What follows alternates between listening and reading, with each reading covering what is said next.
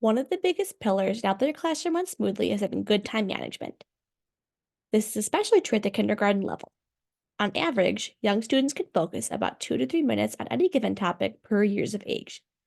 This means your average 5-year-old can give you their best for about 10 minutes before their mind starts to wander elsewhere. And we know that with some students, it could be a struggle to focus for even that long. In my experience, having my students participate in several short learning activities gives me better results than having them try to get through a single long lesson.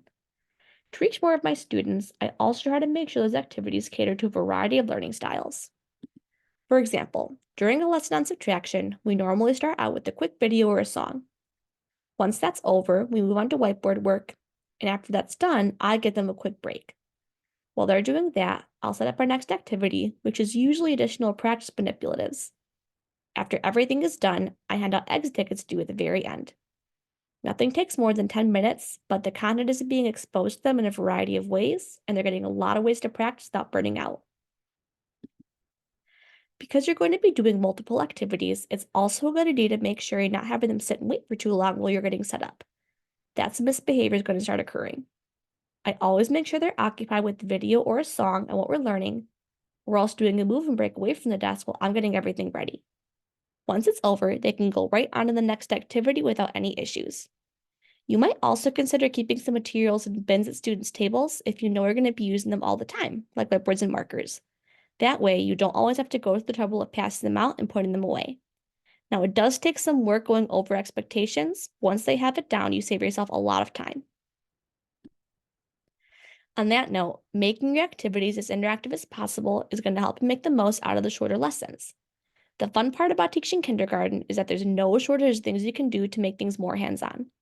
My kids love building letters and numbers out of Play-Doh, but even just whiteboards and markers get them excited about learning. What's nice is that you can also get them a little bit of free time afterwards as a reward for staying on task. Now, you do want to make sure you're being mindful of when you hand those materials out, because once they're in your students' hands, it's going to be very hard for them to focus on a video or you talking for a long time. I try to make sure that as soon as my kids get cubes or Play-Doh or anything else, we use them right away and get some free play afterwards. Another great resource you're going to have at your disposal is an endless supply of timer videos on YouTube.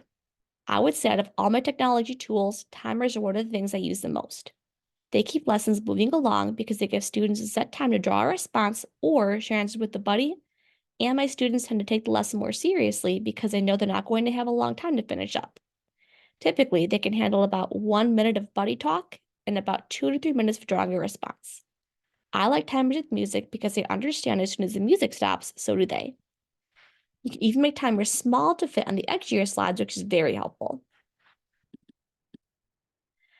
Another thing that's really going to help you save a lot of time is having visuals.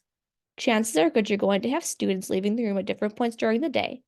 And if we're doing something like centers where everyone is in different places, I like to have a chart up on the board so they can easily get to where they need to go instead of asking me and maybe interrupting a small group. The chart is also very helpful when I'm planning because it helps to keep track of who's been to which center and who I still have to meet with during small groups. I also use visuals during independent work time because I have very early finishers who want something else to do. I like to list their options up on the board so they could do it themselves instead of everybody coming to me and asking what to do while I'm leading a group or helping another student.